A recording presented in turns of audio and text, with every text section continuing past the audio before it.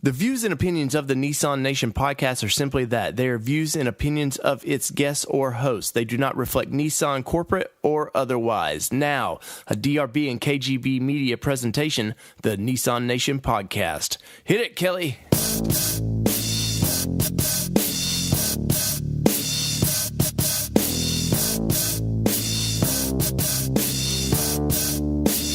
Recorded live, coast to coast, it's the Nissan Nation podcast. From camping, racing, and all points in between. The NNP is your Nissan Nation podcast. Now start your engines and welcome in your hosts, David, Danny, and Holden.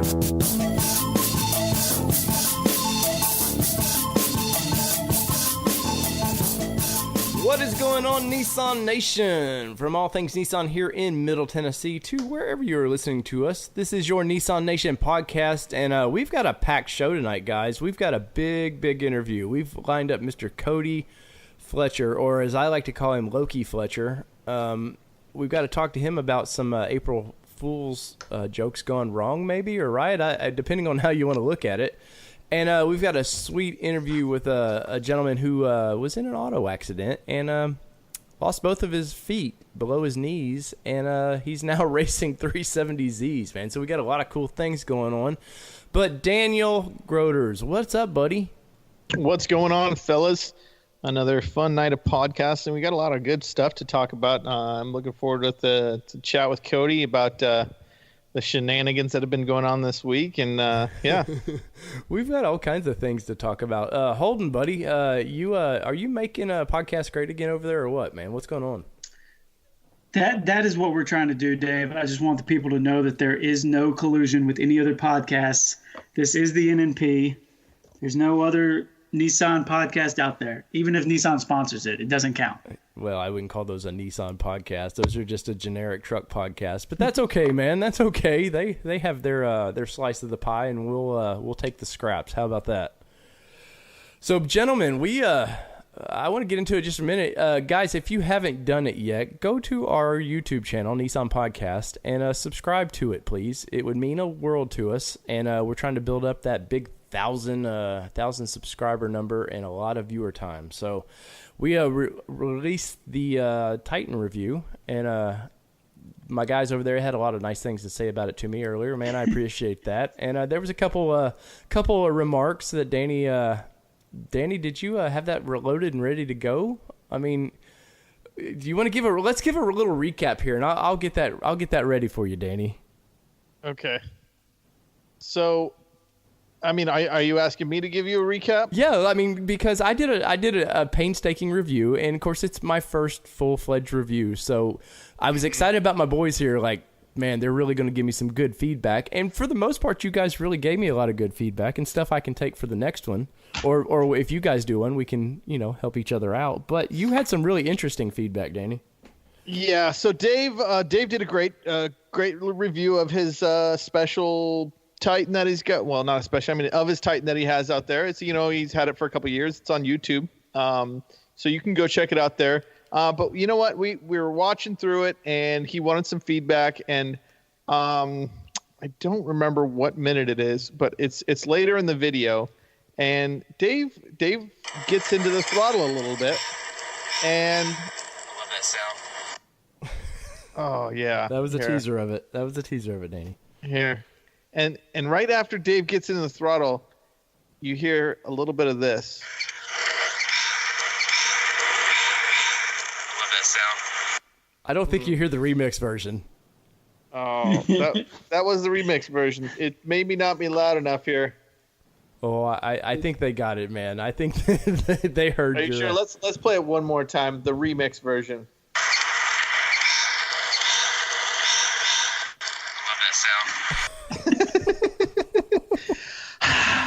Love that sound. So it's everything at that point in the video that makes it great. I want you guys to go check it out. Like I said, I think it's in it's in like minute 15 to 20, somewhere around there. But the look that Dave looks over at the camera with this, I just finished gassing this thing hard, and he just breathes a sigh of exuberance. And you just get a full eyeball from Dave, and it's pure gold. So please go over to our YouTube and check that video out and give it a like, thumbs up, subscribe, because I'm sure we're gonna have a lot more fun moments with Dave and any more videos that he puts out.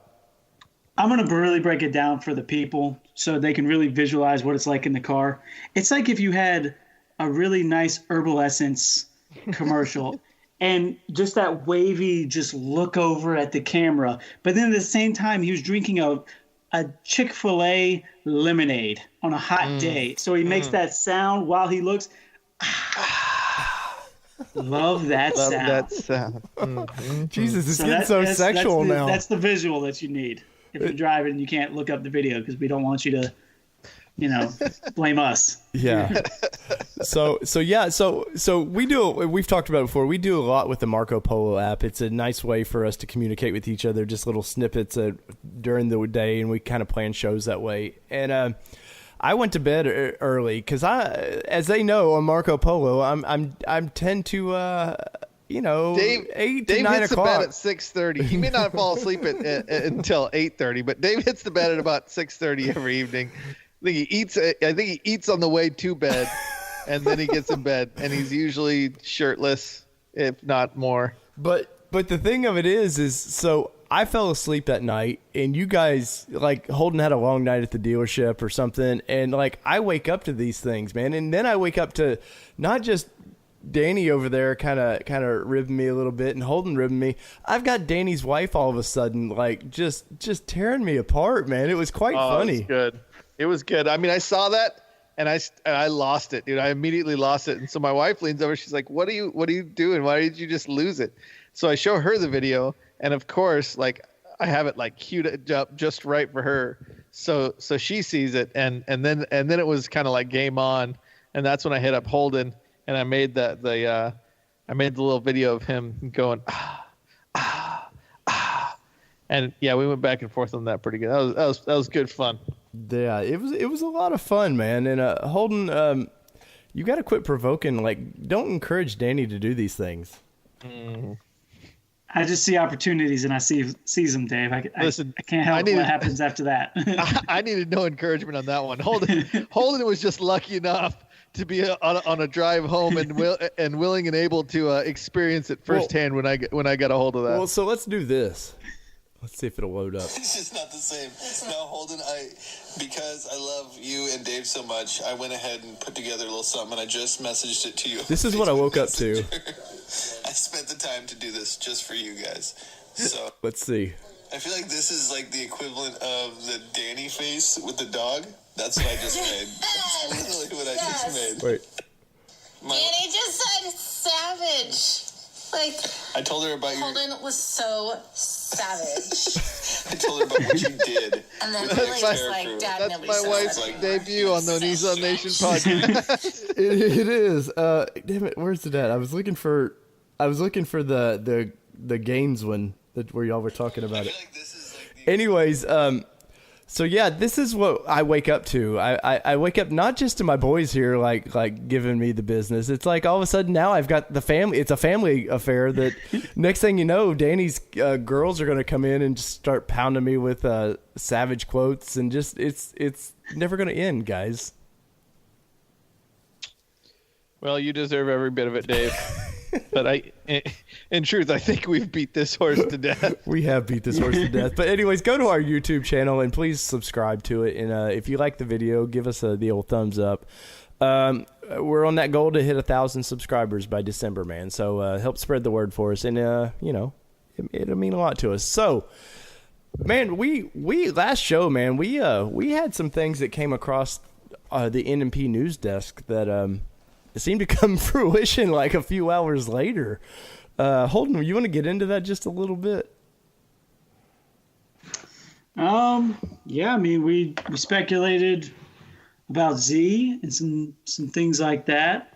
So right after that, we get the announcement that there's going to be some Z news. Very shadowy picture of the Zs and GTRs. So that's definitely going to be something exciting. The Tortuga Music Festival, we didn't completely get it right, but I think an offhand joke that Danny made If you haven't seen Tortuga Music Festival, we speculated what might be there. We were kind of pumped that it might be something cool.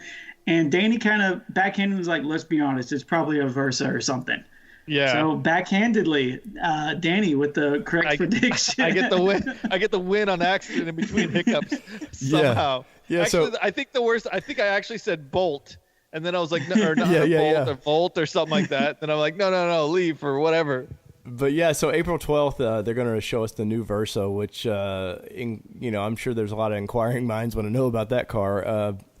I know I've seen it, and it's a nice looking car. That's all I can say about it. But it's pretty cool. I guess if you're into a $10,000 or $12,000 car that's got a radio and a gas pedal, and that's about it. It gets you to point A to point B, huh? It has Bluetooth and a backup camera, Dave. Wow. Easy guy. Classy. Easy. Stepping up in the world. I've got heart problems now, man. The palpitations going on there.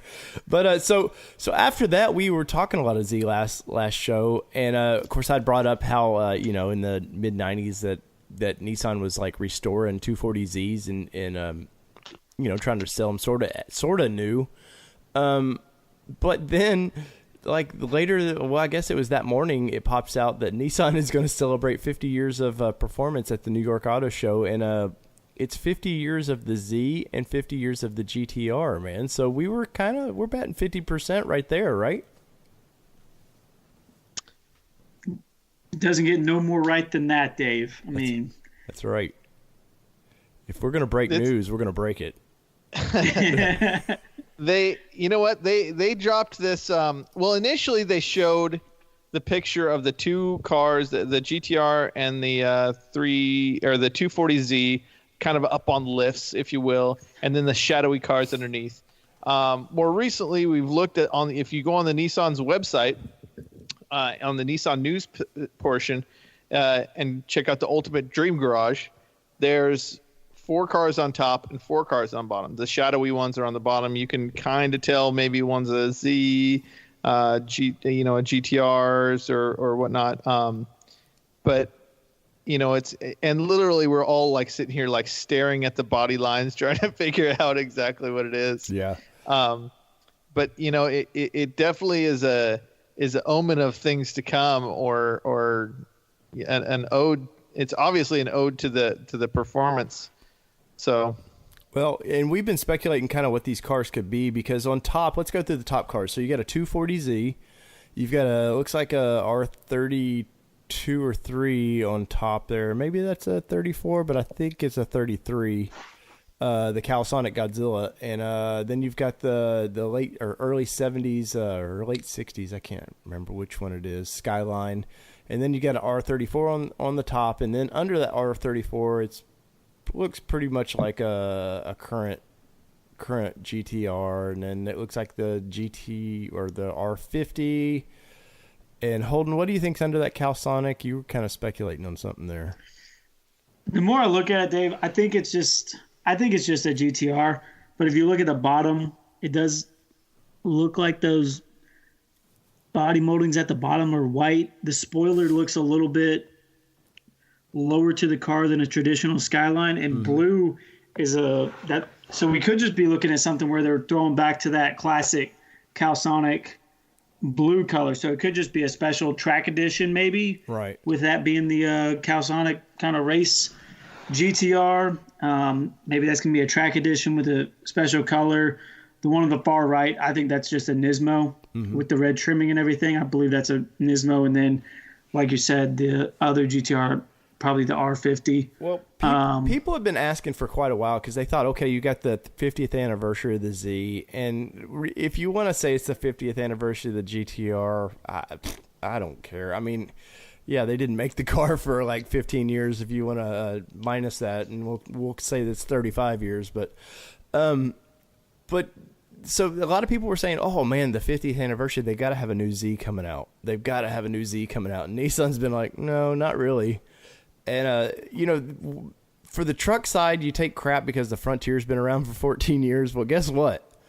The current Z platform's been around for 15 years. So I don't know. I guess it's kind of cool that you're saying, yeah, look at our performance, but this is a what have you done for me lately kind of society now, and I don't know. I was supposed to be up there and see this, and my plans got kiboshed, but I don't know. I know Holden, your dad will be there for this. Yeah, he's going to be there as part of the dealer advisory board. They're going to fly dealer advisory board up. So pretty much what that is it's dealers from across the nation. They get kind of appointed.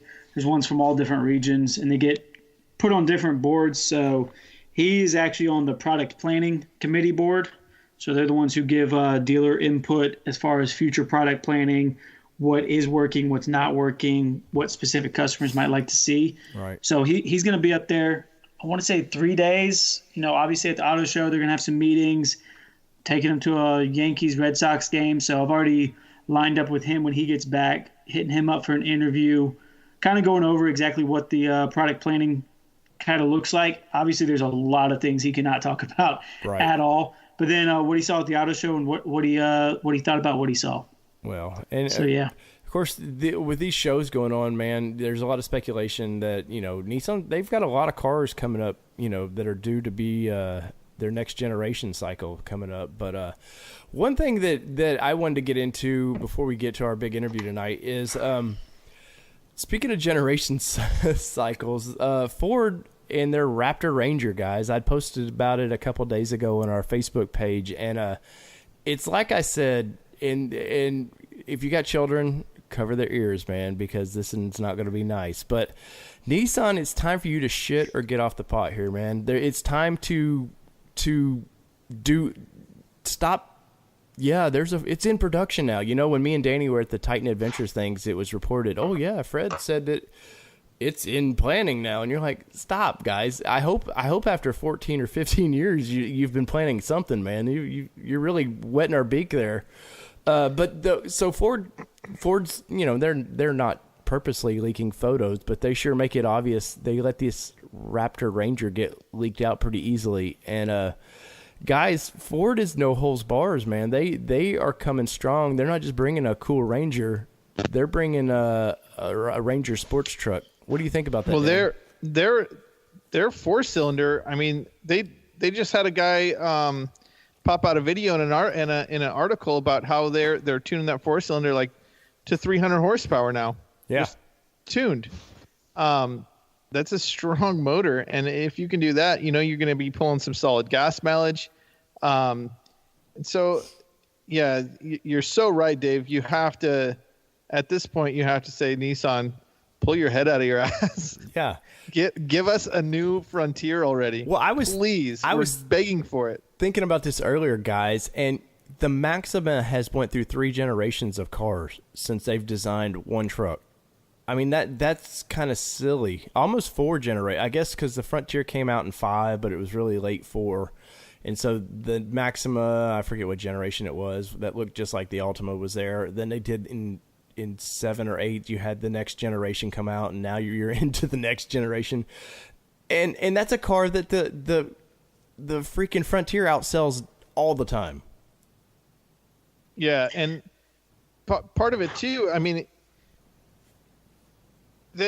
we heard from Fred, if the Frontier wasn't selling so good, and this might go into the next bit of our chat, but if the Frontier wasn't selling so good, they probably would have come out with it a long time ago.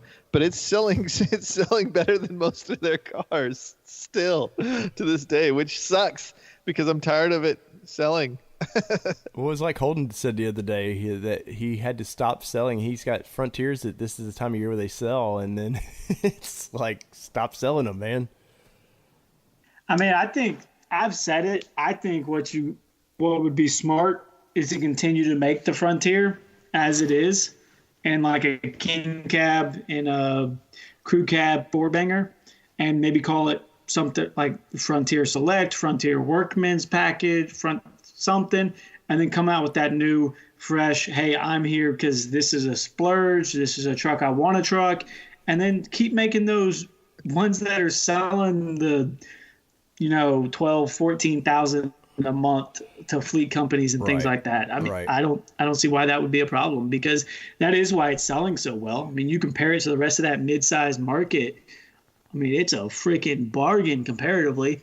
So, yeah, there's a fleet market for it, but eventually, I mean, you got to get on board with enthusiasts and other people, because that's what's going to spread word to your brand and get people in the door buying other things. Well, and I had some breaking news come across the old Nissan news desk that the next engine, I know what it is.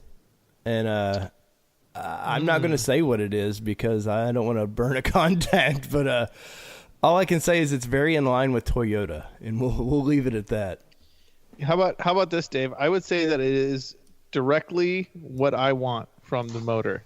You're saying it's injected just how you would like it, right? It's absolutely.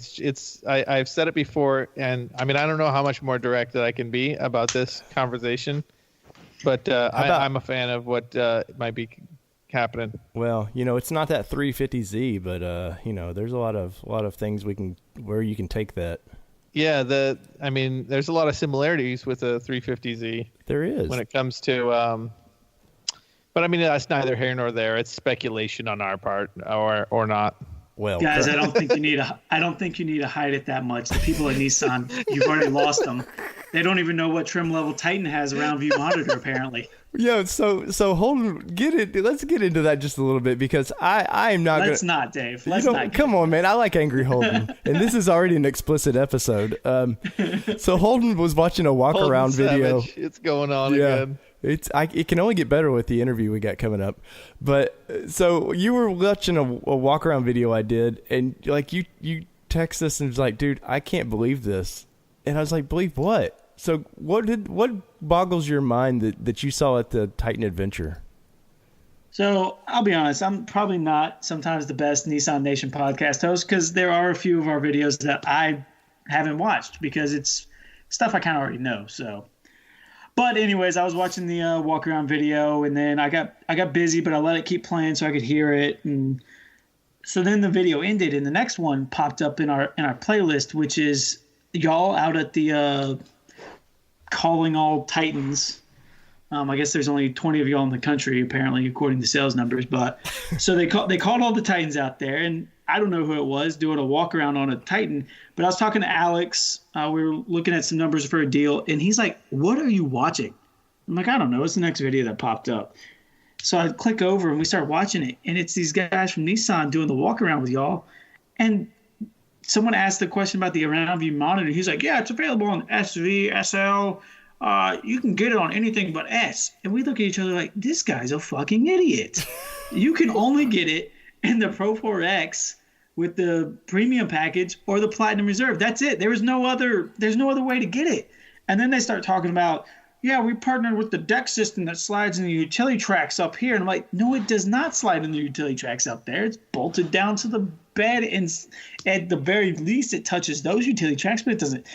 And just a lot of I don't know what I'm talking about. And it just kind of made me very mad, Dave, because I'm sitting there. It's the first of the month. I'm looking at numbers for Nissan, wondering, what can we do to make this truck sell more? And then I realize some of the people involved with that are supposed to be helping to sell this truck don't even fucking know what it is that they're trying to sell. All right, Holden. So to be fair, that person, the backstory is that person was standing in for the truck product specialist that was supposed to be there, but I think got super sick. So like I said, to be fair, that person was not like the truck product specialist. He was just to be fair, here's what actually probably happened. The person who coordinated the truck liked that guy better than the truck product specialist and said, "Hey, you want to go to Jackson Hole with me? I'm not letting the other guy go. He's kind of a know-it-all. He knows too much about these trucks. He's a know-it-all. So I'm gonna let my buddy here go." I got to defend my homie because he's a good dude. He's a good dude. I know. I'm sure it rankled your skin, but he had been like asked to like step in, but that was definitely not his forte. Right. No. And I was gonna say something about that. Yeah, it wasn't. But you're also you're kind of selling to people that already own the vehicles. So I just want to know, how come there's so many Titan enthusiasts there and none of y'all knew bullshit when you smelt it. Because I was recording and trying not to get hit by a drone at the same time. I was trying to be nice. I had drones buzzing around my head at that time, and I'm like holding the camera and trying not to trip in slushy snow we're walking in. But man, I just wish I would have had a camera on my sales guy's face when he's like, "What are you watching? None of that is right." Well, and I'm like, "I don't know." And then I clicked over expecting it to see some like podunk collar sales guy doing a walk around, and then it's Nissan Nation Podcast live from Calling All Titans. Dang it. Well, maybe you'll get the invite to the next one after this rant, and you can set them straight, buddy. Oh, yeah, I'm sure I'll get invited. And speaking of big time guys, we've got on YouTube, if you'll go check him out and subscribe to his channel, it's called the Red Baron Chronicles. And I got to interview this guy. It's been a little bit ago, man, but this is a long one. So if you got to take a bathroom break or take your headphones, I don't know what you got to do to listen to this thing, but the guy was in an accident in his 370Z, and if I remember right, he said he had just bought the thing not long before that, and he hit a guardrail, and when he hit the guardrail, somehow it just shattered his legs, and he lost it from the knees down. He lost both of his legs, and like you would assume, like it was a struggle to deal with that, especially if you're getting into cars and you've got a family heritage of just like racing and so you had to learn to walk again, and from that you had to learn to kind of drive again. And Danny, as a racer, man, I know I talked to you about this a little bit, but like you want to just get back in the seat of a car and you got to do it. And especially if you're just getting into racing, and then if you have no feet and you're in a sport that likes manual transmissions, it's like a whole nother aspect of learning to walk again, Yeah, hand controls. I mean, race cars already got a lot of hand controls. Yeah. So you're gonna have to add one more for clutch and stuff. I can imagine it'd be amazing to try and relearn all that. Well, and of course it gets into it here in a few minutes in the interview. But Danny, he's using pedals, real pedals. Oh, yeah, nice. Yeah. So let's get to this, man. So, guys, once again, go to the Red Baron Chronicles on YouTube, and the guy's got 36 subscribers right now, man, and he deserves thousands and thousands of more, man. So here's the interview with the 370Z on your Nissan Nation podcast.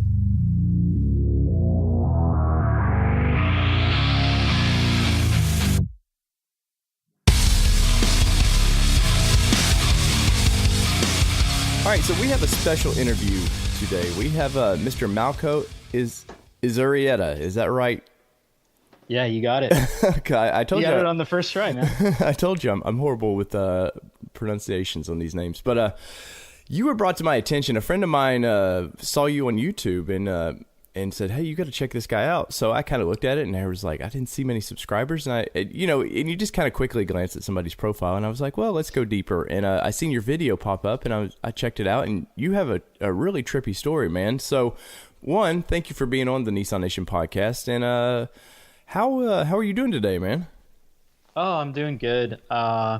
Just a relaxing Sunday here in Southern California. So, and yeah, I definitely appreciate you having me on your podcast, and kind of helping me get my story out there. So for those that don't know, kind of take us through, you do racing, but there's a little more to your story, right? Yeah. There's quite a bit underneath the surface. I think most people right now, if anybody's following me, they know me for the car that I drive. I drive a red Nissan 370Z. Almost said 300ZX, which is not a lie. I got one of those too. I was gonna say, I seen your garage. You in that video. Yeah. Yeah, exactly. The evidence is all there.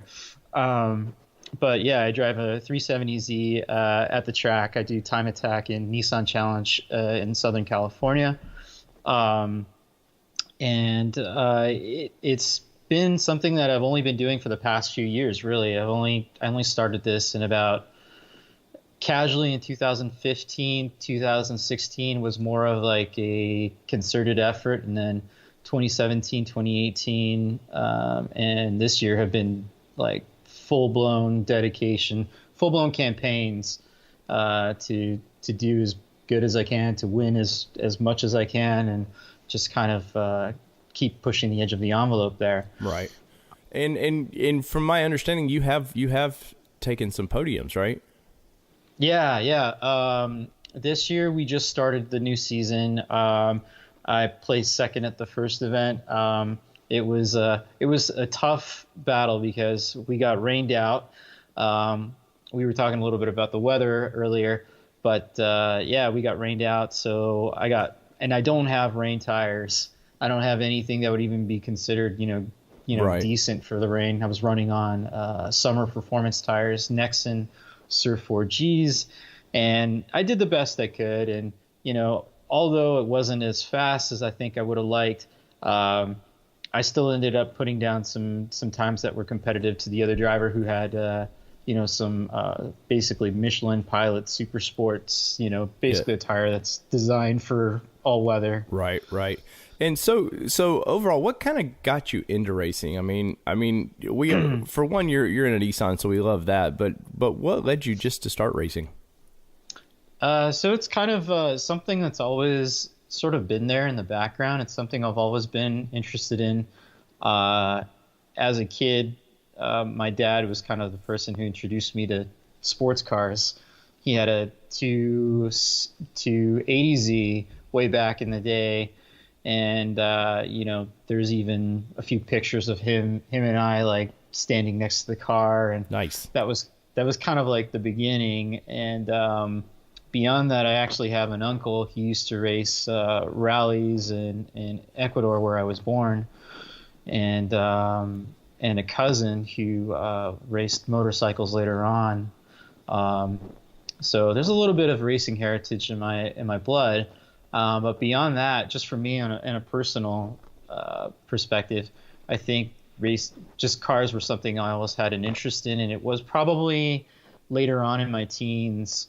I want to say like early teens. I started taking an interest in Indy and Formula One and a little bit of NASCAR here and there, and then sports cars, in particular prototypes, really just caught my attention. I think that time period where you had Steve Millen running around in the 300ZX, and the Nissan GTP ZX Turbo, when they kind of made their debut, that's when I started getting more interested in it. And right. It just kind of stayed there for a while, and it wasn't until probably around 2011 where I started taking a real interest in doing it myself. Right. And Nissan's had especially for road racing and stuff, they've had a nice history of that, even though I think currently they seem to be scattered with it a little bit. But there was the late 80s to the early 90s, man. They had a big, rich history of the Z's racing. Yeah, I loved that time period. I think in general, I almost look at that as a sort of golden era for motorsports. Mm-hmm. You had Group C, you had the IMSA, series, you had, you had a bunch of different stuff. The Group A, I think there was like Group B, all these different things going on, and I felt like the racing was so diverse because the manufacturers were into it, and the fans were into it, and they still really held on to that motto, race on Sunday, sell on Monday. Right. And nowadays it's not so much like that anymore, but that heritage is something that I always felt strongly about with Nissans. And like I said, when my dad introduced me to the cars, he also actually kind of like got me watching the racing a little bit. He'd be like, "Look, son, there's a 300ZX there. That's basically a production model, even though, right. We knew underneath the surface that's far from the truth. But, you were looking at a production styled car on a racetrack, doing incredible things. Well, and then you had the Newman stuff from all the 70s and 80s where they were really promoting Nissan and road racing, and some of those early on were not, I wouldn't say stock, but they were definitely, the bodies and everything were fairly stock. And then it seems like by the time you get to the late 80s, it starts, they're becoming more just strictly race cars, and even the body and stuff. But I don't know if you're a fan of Adam Carolla or not, but he's been buying up all those cars from the Newman Racing. He's a big Nissan fan, and he's got a heck of a collection of those cars. Yeah, I'm familiar with him, and I don't like really follow him, but I have watched some of his videos, and I've watched some of the shows he's been on. Like, I'm pretty sure he's been on Leno by now, and I've gotten a chance to see some of the cars. I watched his documentary about Paul Newman winning, which I thought was really good, by the way. That was also a little bit of inspiration for me, because Paul, himself, he got into racing late in life. Right. He wasn't like some of the other more fortunate individuals where they started out karting and then kind of, as kids, and then made their way into it. And I thought, that actually served as a good example for me, because I'm not that young. So, when I got started into it, it was like, hey, you know what? There's still a chance for me to do something. There's still a chance for me to enjoy it and kind of hone my skills and just be out there and have fun competing. Well, that's the biggest thing, man. It's I mean, would you like to do it professional down the road? I'm guessing sure, but ultimately it's about having fun and just kind of pushing yourself to basically what your budget can handle. Yeah, that's an ongoing struggle. I bet.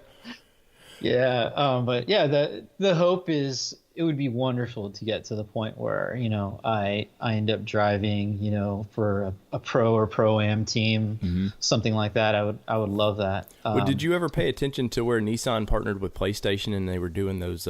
They had a show for it, but they were also just doing where they were training actual video game guys to do racing. Yeah, GT Academy. Absolutely. I remember when it first came out. It was before my wreck. I started watching the program. I really started getting into it, and I remember talking about it with people and saying, hey, this is going on. I could actually have a shot at maybe getting a drive. Right. And I didn't get a PlayStation 3 till a little bit later, so I think it was like closer to 2000. I want to say 2012. And I ended up getting Gran Turismo 5, and I spent a lot of time actually in Gran Turismo 5 after my accident. Once I ended up getting prosthetic legs that allowed me to kind of like walk around, I tried kind of getting my feet wet behind the wheel, a virtual wheel, before I actually got into the driver's seat again. Right. And Gran Turismo 5 was the way I did that. And then later I actually drove GT Academy as well. Obviously I never made it to the finals, but I tried, and it actually served as a really good training tool for me. And I actually got to know Stephen Doherty, the 2013 winner. Nice. Who actually became our chief driving instructor at Nissan Challenge. So we have a closer relationship with him. Well, so you mentioned your accident. So kind of tell us about that. So our listeners may not know that you were in a pretty severe accident that took your legs, right? Yeah, that's right. In 2011, I had a wreck behind the wheel of a Nissan 370Z. Ironically, some people would be surprised that if I had a wreck like that I wouldn't even think of driving the same car. But I loved the car so much that I decided to keep at it. Right. But it wasn't a snap decision I made. It was something I had to think hard about and work at. But that accident, it was extremely traumatic, and it claimed both my legs below the knee. And it was something that just completely just rocked my world and changed my life. Well, kind of what was it? Just a normal auto accident, or what is the history behind that? Yeah, it was just an auto accident on the street, and it was one of those circumstances where I've had people ask me like, how the hell does that happen? Right. Something like that happen. Right. And it was actually a really bad scenario that might have been preventable. Who knows? Maybe not. But what ended up causing the trauma, I'm pretty certain of right now, was the guardrail. There was a guardrail that I hit, and I didn't hit it like head on or anything. I'm pretty sure it was like a glancing blow. But what seems to have happened is that guardrail was what caused the trauma. And I'd heard some reports about that on the news that was happening elsewhere in the country. Right. But never really dove too deeply into it. Yeah, I'm sure that's not something after it happens that you're really wanting to just focus on, really. And I'm looking at your Instagram for those that want to follow you. It's Z_Red_Baron. And you have a picture of the car sitting there, and it is really, really messed up. Oh yeah. That the crazy thing about that picture was, I think I might have been in the hospital for a week, maybe a little over a week, and I saw that picture. And my family had to take pictures of that wreck, and I can't even imagine how hard it was for them to look at that thing. Sure. Because I'm pretty sure there were still traces of, blood and stuff, so it probably wasn't good for them. Right. But they took it because I needed to see that photo, and because we needed to talk about what happened and how it happened and things like that. So I have to ask, were you street racing, or was it just like somebody hit you, or? No, it was just me on a freeway interchange. I think I might have had a problem with one of my wheels or a problem with a tire. Oh, okay. So maybe mechanical. I think so. Because I remember seeing my tire pressure monitor sensor come on and off leading up to that event, and I thought I had it worked out, but it's very likely that it didn't. And for whatever reason, I remember driving on that ramp, and it was late at night, and I lost traction, and I remember trying to recover it, and I kind of held it for a bit, but then the car spun and it ended up hitting the rail, and that guardrails would eventually cause the trauma that I had to face. Right. So I because I don't know much of your story, I sound ignorant with this, but were you racing before this then? Excuse me. Did you try to have a racing career? I hadn't started yet, but at the time I had sort of been working my way up to that. So I just bought that 370Z. I had it for about, I think, 7 months. And I'd been really enjoying the car. I went as far as getting an oil cooler to throw on it, and which is highly recommended if you're even going to think about tracking a 370Z. But that was as far as I went with anything I had done with the car. And the next step, honestly, was to just get out on the track. I knew it was going to happen soon. Unfortunately, that accident stopped me and set me back. It set me back quite a bit. Right. So after you kind of, I guess you have to make peace with that just a little bit, and you're in the hospital. I'm sure there was a long recovery time to that. What kind of was your next step, man? I mean, because you are racing now and doing well. So kind of, was it just a focus of, hey, I've got to get back on this horse and I've got to see this thing through, or what? Yeah, that was a process. I'll put it that way. Right. The recovery took about, before I was walking again, I think it was about 3.5 months. And it's actually pretty fast when you think about it. But for me to get back behind the wheel and driving, it still took, I want to say, maybe another 6 to 8 months or something like that. And that whole process really was kind of like one step at a time. So the first thing was, hey, let's just get me walking. And then once I got walking, then all the physical therapy that kind of came with it. So thinking about, just trying to get running a little bit. So kind of, moving up with my mobility. After the running, then I started thinking about, hey, well, if I can do that, I should be able to get behind the wheel, and I need to, because I need to drive. Commuting here in Southern California is kind of a way of life. Right.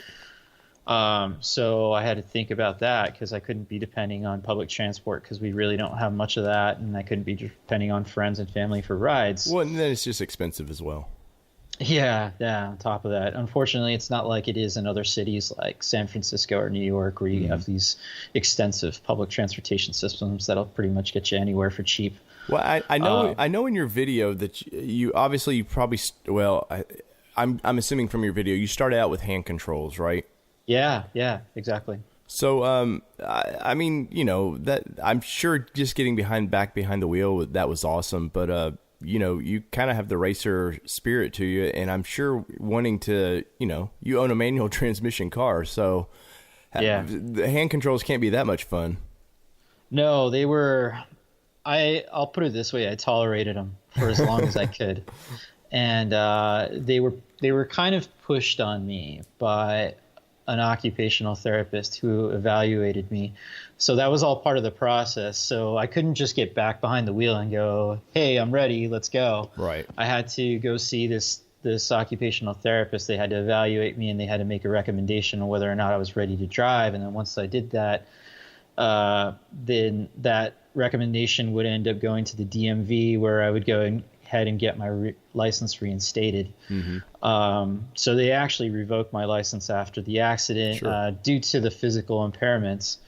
And I had to go back and get tested at the DMV, but that was all done with hand control. So I played ball to kind of get myself back up and running as soon as possible. Right.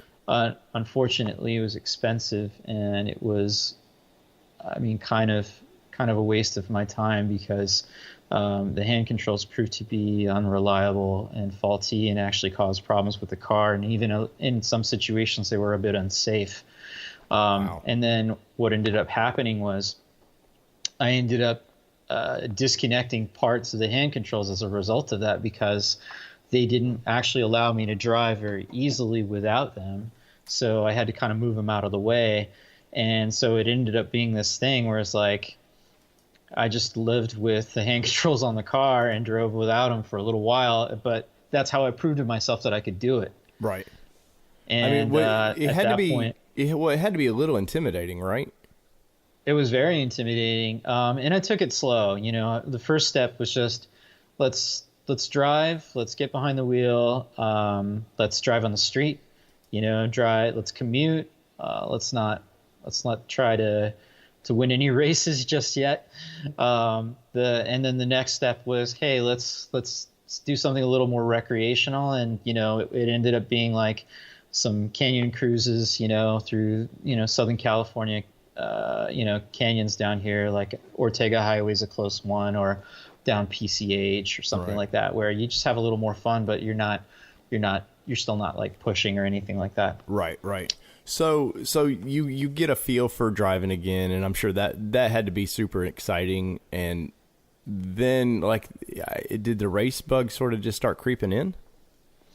Part of that was due to GT Academy. So GT Academy and my time on the PlayStation, I started getting better and better at it. So I stopped worrying as much as I had in the beginning about my ability to drive with any kind of proficiency, like in a performance oriented way. Mm-hmm. So that started coming back, and it left that glimmer of hope in my eye. And then a couple other things happened. I actually knew about what happened to Alex Zanardi way back in the mid 2000s, I think it was. He actually also, I don't know if your viewers know this or if people know it, but he was an IndyCar driver, and he lost his legs, I think, in 2002, 2003, mm-hmm. something like that. And it's funny because I was looking for inspiration all over the place, like who's done it, who's gotten back behind the wheel, who's gone and driven professionally, dealing with, like a disability like that. And he was the only person that I could find any evidence of. And when I watched some of his videos, that kind of renewed that hope, and I want to say even really sparked the flame. So now it was going, and I knew it was possible, and I knew that I could do something about that. Right. And that kind of got it started. Well, we'll kind of take us through, once you get going, take us through the first race. I mean, the first race for somebody who doesn't have, you know, the issues that you were starting with has to be nerve-wracking. But then on top of it, you have the issue of you were missing the bottom half of your legs, man. I mean, that I would think that would be in your mind a little bit, right? It was. So the first thing I did was I kind of signed up for just what they call an HPDE track day. So it's a high performance driving event, and it's just a casual come out. They still keep lap times and everything, but you're not really like competing in a challenge to beat anyone. Right. If you do, that's I mean, if you want to and you want to try to push yourself like that, you're free to do so. Otherwise, you're cool. You can just have fun and set some lap times and kind of get your feet wet. And that was exactly what I did. So I tried to go in an environment where I had as little pressure as possible. I still had the hand controls on at the time, believe it or not. Oh, wow. So, yeah, they hadn't been pulled off completely. I only pulled off the bottom half. So there's a lever that would attach underneath the steering wheel that would basically help me apply the brake. And I pulled off that part because it was really getting in the way. And yeah, in my mind, it was kind of like, okay, I've done all these things. I've driven on the street. I got my license reinstated. I've driven without, using the hand controls. I've gotten comfortable using my feet on the pedals. And now this is going to be the test. This is the way I looked at it. I was like, if I don't do well or if I don't like it, then I guess that's it. I know where this is going to go. And maybe that was one of the things that kind of scared me was, hey, if this goes really well, what's going to happen then? And in my head, I went in just wanting to learn. The first track event I had was at Streets of Willow with an organization called Shift Sector. And I ended up getting an instructor for a session or two, and it actually ended up being Michael Essa, a Formula drift driver, who kind of instructed me. And he, honestly, his wisdom and his ability went a long way to just kind of planting the seed and just kind of helping me learn basic, some good basic practices behind the wheel. Right. Well. So how long have you actually been doing these days now? The first one was, I think, January of 2014, and that was the one that kind of planted the seed. And I didn't do it again for about, I want to say, another 6 months. Oh, wow. Yeah, so I had a long break, and then I got back out on track. And at the time, so you mentioned me driving a manual transmission, and that actually came later. So the car that I was driving was an automatic 370Z when I first started tracking. So I don't know if you know much about the auto 370Zs, but those transmissions don't last too well on the track. Right. I burned mine out that second track day in May of 2015, and it was after one session. The torque converter seized, and I ended up taking it to Nissan, and thankfully I had an extended warranty, and they kind of helped me out, and they got it taken care of, and I got it replaced. Yeah, from then on, I was still driving that car for another few years, so I kind of had to live with the automatic transmission. Right. So you've now made the I've watched in your video where you made the transition, and I'm sure that's bringing a manual driver now. That's brought a lot of the fun back too, right? Oh, heck yeah. I think what did it was sometime in, I want to say 2013 or 2014. My sister, she owned the only manual car that remained in my family, and she actually went to Canada with her husband. She moved there, so she left the car behind. So one day I just talked to my parents. I was like, hey, I need to know if I can still do this. So they said, okay, are you sure you can do this? And I said, yeah, I think so. I think I got it. So one day I jumped in the car at my parents' house, and then I took a little drive around the neighborhood, and it was a little rough. It wasn't like it was before by far, but I knew I could kind of shift through the gears. I knew that I could manage the pedals to some degree. I just had to work out foot placement and timing and things like that, because I hadn't done it in probably about 3 years, 2 years, something like that. And there is, like, with just with your feet, there's some sense, most people may take it for granted, but there's sensation of feel and touch of that. So yeah, that had to be super, super difficult, right? Absolutely. There's obviously not as much sensation or feeling that you have before, but one thing that was a barrier was the prosthetics I was wearing at the time. They didn't exactly communicate those things very well. Mm-hmm. The ones I have now can communicate those things much better. But in addition to that, the other thing that had to develop was my ability to sense what was happening with the car. Mm-hmm. So I had to gain more of an intimate, feeling with movement, so, if I'm braking, I started to become more keen on what's happening when the car shifts forward, when all the weight shifts forward, or when I'm accelerating, the car starts to shift backward, or even lateral movement too. So those things kind of help compensate for the lack of feeling that I had on the pedals, So now I think I can kind of tell what's going to happen with the car before I had the accident. So it's almost made you a little bit better of a driver, is what you're saying? Yeah, it's kind of interesting. Yeah, in certain ways it has. So even though I can't operate with the same level of finesse that somebody, that has full functioning, legs would, mm-hmm. because I can't drive with my toes the way everybody else does, or the way everybody prefers to. I actually kind of have to operate with the sole of my foot. So I kind of flat foot the accelerator pedal, and I flat foot the clutch, and I flat foot the brake. So it's funny because I've had friends over a couple times where they didn't know that, I was an amputee and that I was wearing prosthetic legs, and we were playing Gran Turismo just for kicks on the wheel and pedals. And then Mario, as a matter of fact, the guy who shot my video, he's like, "Hey dude, why do you drive with your feet like that? Like, why do you flat foot the pedal? Why don't you use your toes? Wouldn't it be better?" And I didn't say anything. I just kind of gave him this look out of the corner of my eye and just kept driving. and I was like, "I know." And he's like, "Okay."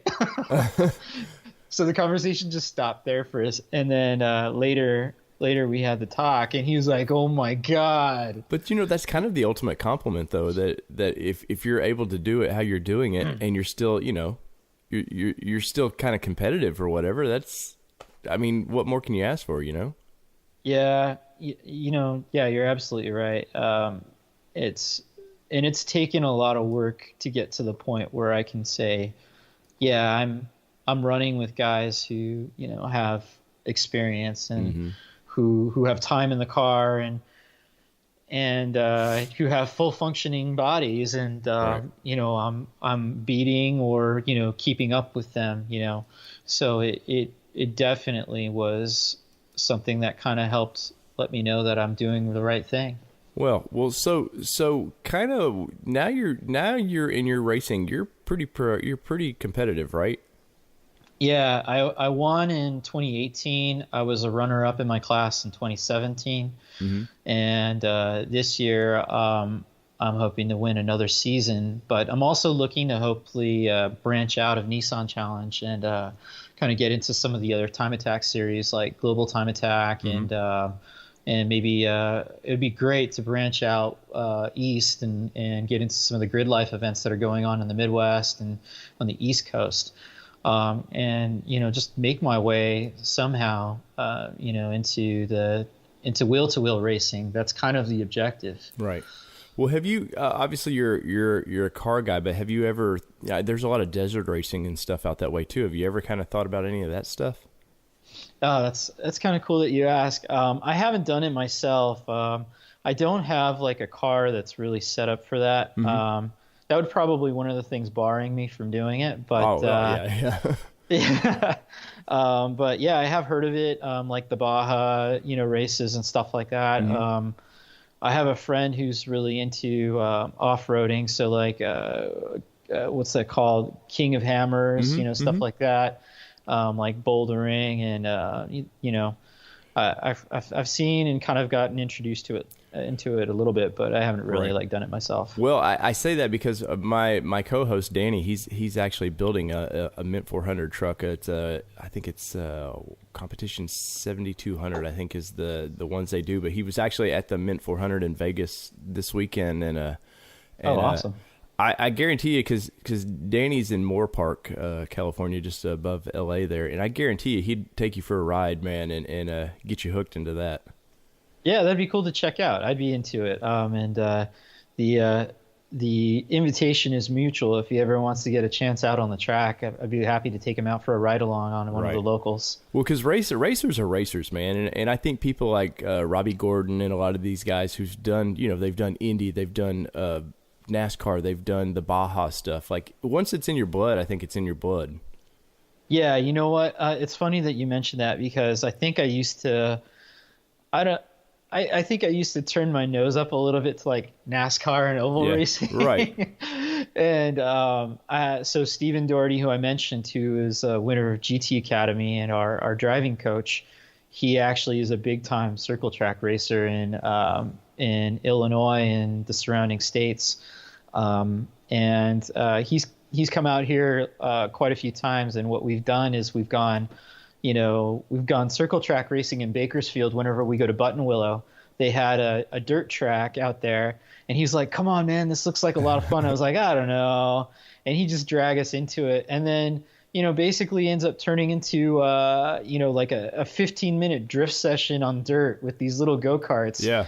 And they're gas carts on top of that. So instead of the electric carts that are so prevalent now. Mm-hmm. So it's yet another experience that I don't think too many people get to have.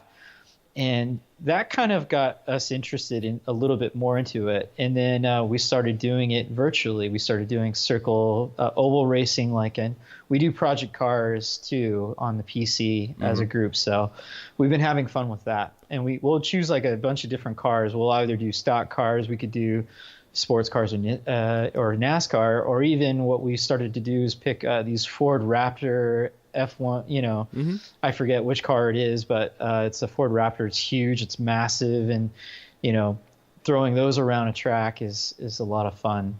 Right. So yeah, it's I've actually started enjoying that more than I would have historically. Well, there used to be a company called Xterra who used to make it was a NASCAR simulator, and man, it was one of the better simulators. And I would spend weekends just you could adjust the whole car, and it's nothing like the video games they have now. It was very realistic, and the tracks were super realistic. And yeah, just doing simulator stuff like that, but the road races always just kicked my ass, man. I just They're was tough. I was not, because like for the round track guys, you kind of set, obviously some corners are slightly different, but they're all pretty similar on the tracks. But road racing, you got to have a car that is a balance.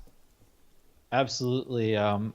It's great that you mentioned that. And I think that's kind of the philosophy that I've been going with on my 370Z, was to have a very well balanced car. It's not, that car isn't, there's not really any power mods on it yet. It's just got a cold air intake on it and a lightweight titanium exhaust and test pipes. So some basic breathers on there. But other than that, where that car really shines right now is its handling characteristics. So It's got, coilovers, one-way adjustable coilovers from Olin's and Mines. When it comes to NASCAR, on ovals, those cars are particularly set up to go one way. The camber, the toe, all those settings, all those things, the tire pressures, they're set up to turn left. Right. So when you put that car, obviously you don't have that set up when you throw them on a road course, but you're tossing around like a 3,800 pound vehicle, around these corners, and the car, it's a V8 in there. And even though the car can actually, drive decently, it's a lot of weight to push around. So, trying to get it to transition from one quarter to the next is definitely a task. Well, so as we kind of wind this down a little bit, man, I'm assuming you're just sort of a Nissan fanboy, right? If you've owned a few, kinda. if you've owned a few, man. Obviously, I seen in your garage. Tell us a little bit about what is in your garage. Yeah, so I've been talking about the 370Z, so I'll kind of I'll leave the details for last on that one. So the other car that I have in my garage is a 1988 Nissan 300ZX. It's a Shiro special, so it's a limited production model. I think Nissan only built 1,000 of those for the North American market, and that was between Canada and the U.S. So basically, what's special about that car, for one, is obviously the low production numbers. The paint code was special. They didn't use that paint code on any other car, I think, at the time. And it was kind of a I want to say back to basics revision of the 300ZX, because that car really became a grand tourer from what it originally started out as. So it got heavier and more comfy and more of a cruiser. And Nissan decided, hey, let's take all that junk out and just give them a driver's car, or closer to a driver's car, as much as they could with that chassis. Right. So out went with the power seats, out went the heated seats, in went Recaro seats, in went a stiffer sway bar and stiffer springs and a slightly more built robust engine and a transmission that was going to be beefier. And then they gave the drivers a viscous limited slip diff and a little bit of aero.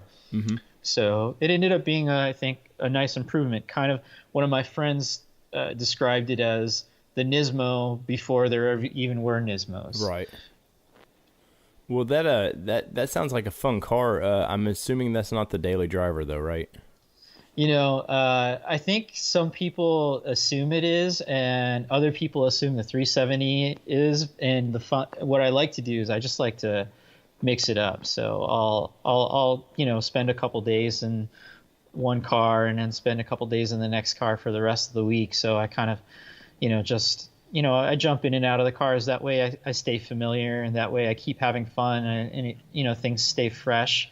And, it's been a recent development, but I started modifying the 300ZX maybe about, wasn't even 6 months ago. So I threw coilovers on that car, Power Tricks coilovers, thanks to Charles Park, who helped me get those on there. And that was the beginning of the mod process for that. And I just installed an exhaust on it last night. Nice. I was up till, admittedly, about 3 a.m. getting that thing on there. So, but it was fun and worth it, because the first moment I fired up the car, I was like, oh, this sounds so much better. And then I got a chance to see what condition my OEM exhaust was in, and I had no idea what a rust bucket that thing is. It was just broken up and holes all over the place. And I was like, that's why it sounded like I had an exhaust leak. Right, because you did. Because I had really bad ones, yeah. So, that car is a lot of fun. I really enjoy it. And, even though it's an older vehicle, I have no qualms about driving that on the street. Or, if, the unforeseeable happens to the 370Z, I'd have no problems getting around in that car. And the one thing I forgot to mention about it was that after I kind of got my feet wet driving my sister's car with the manual transmission, this was the car that got me back into driving manuals for good. Really? So yeah, I went around looking for a manual to buy on my own, and I had reservations about what car I could get, what car I should get, because I didn't know if I wanted to get another 370Z with a manual transmission just yet, because I didn't know if I was going to wreck the clutch, every week or every month or whatever. So I said, well, what's cheap to fix and what's something that I know? Well, I had a Z31 in my late teens and college years.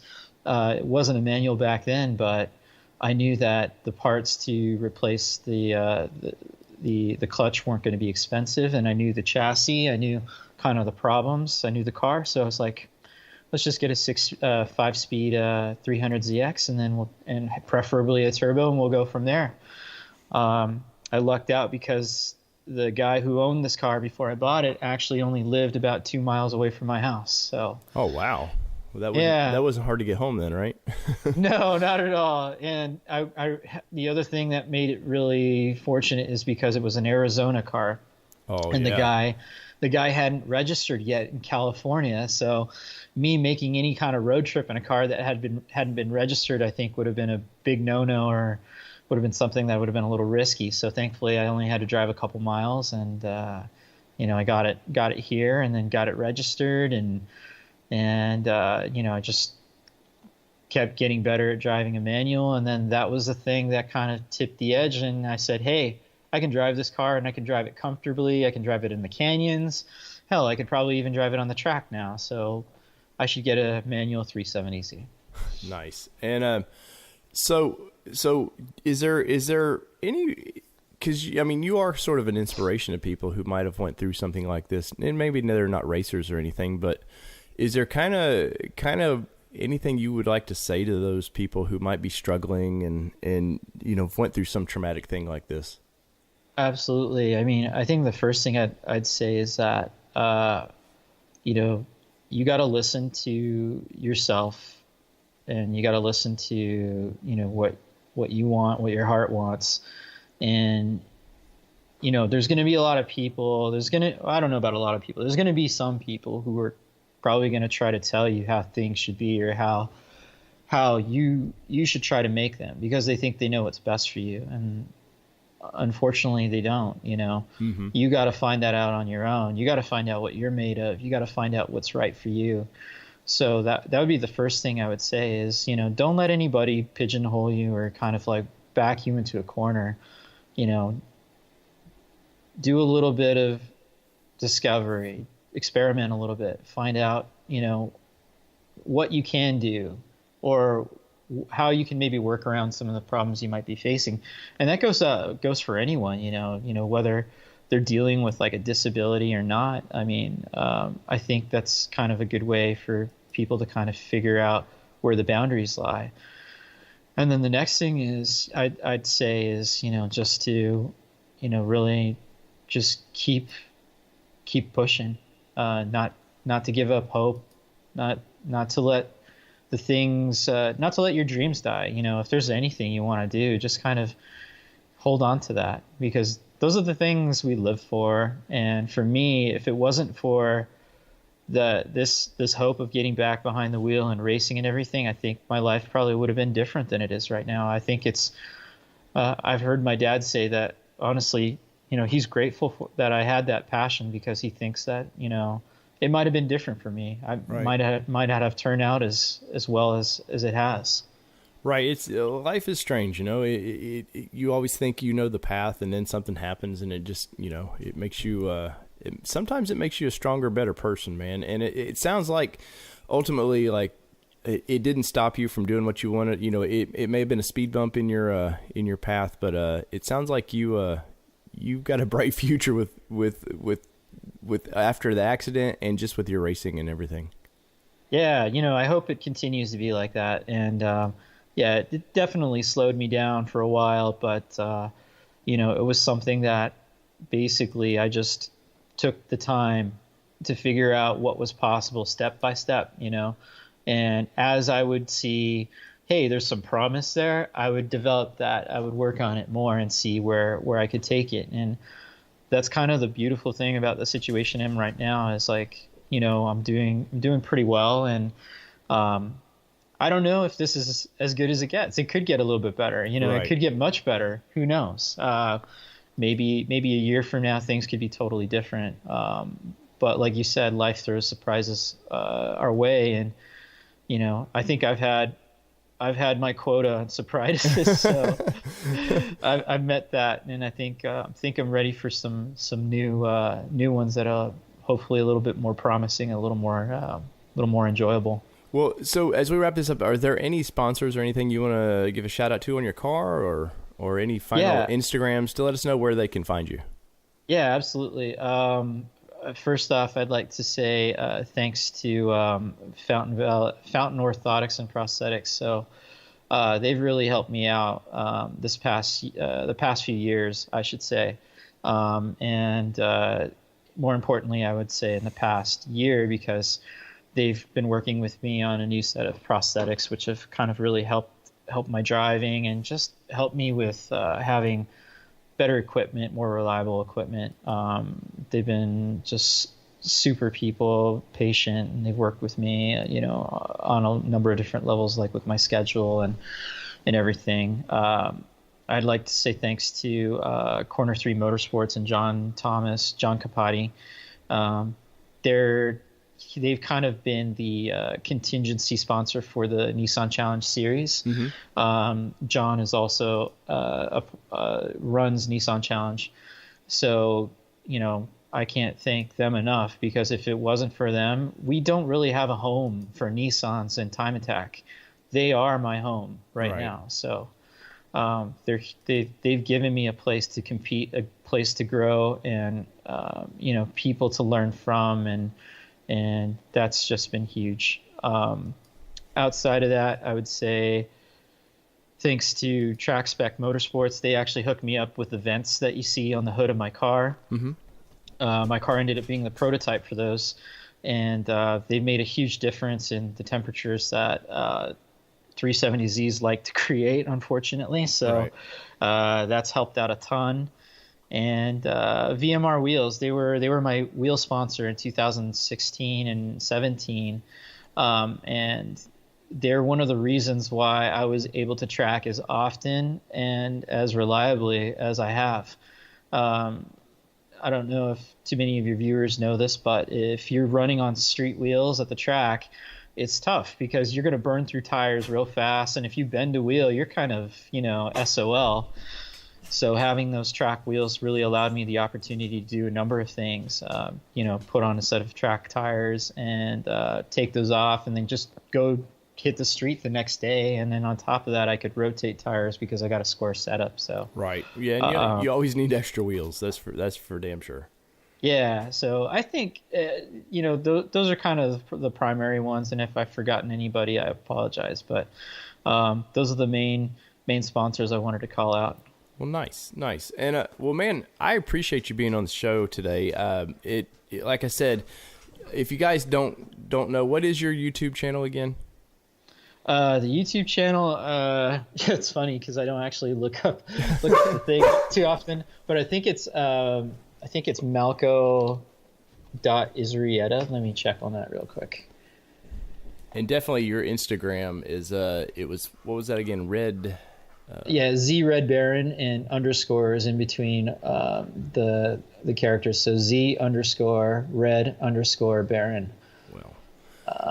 And it looks like my channel is my YouTube channel. Sorry, I hit you with these tough questions, man.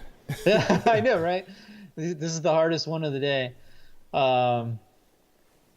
Yeah, I don't remember what it is, but I think it's just Malco Isrieta. You should be able to find me pretty easily. And we've linked it to our Facebook page, so if you've listened, go check it out, man. There was a few videos, but I think just the one where you were getting your story out there was the one that really caught our attention. And well, man, if we want to connect back with you maybe later in the year and let us know how your kind of racing went for the year. I think our listeners would really like to hear about that. Yeah, that'd be fantastic. By the way, before we go, I did watch a couple of the videos on your channel, which I thought were really cool. I saw that you guys went to NISFest back in 2015. We did. I think, yeah. So if you guys happen to make it out to Southern California again, whether it's for NISFest or another event, let me know. Would love to meet you guys in person. Oh, definitely. Yeah. And like I said, my co-host Danny lives out there, so I'm definitely going to hook you two up because you're both racers, and I think that would just be fun for both of you. But no, we're actually we're hoping to get back to I know they've moved the dates. I think that was the initial one, and it was in November, but I think what they've moved them up to maybe October. It seems like. I'll have to check, but yeah, no, definitely stay connected with us, and we anything you do, we want to help promote, man. Yeah, I really appreciate the time to do this podcast with you. It's been nice getting to know you and talk to you and talk about the things that kind of keep me going. All right, man. Well, till next time, man. We'll check back with you later in the year. Yeah, sounds good, brother.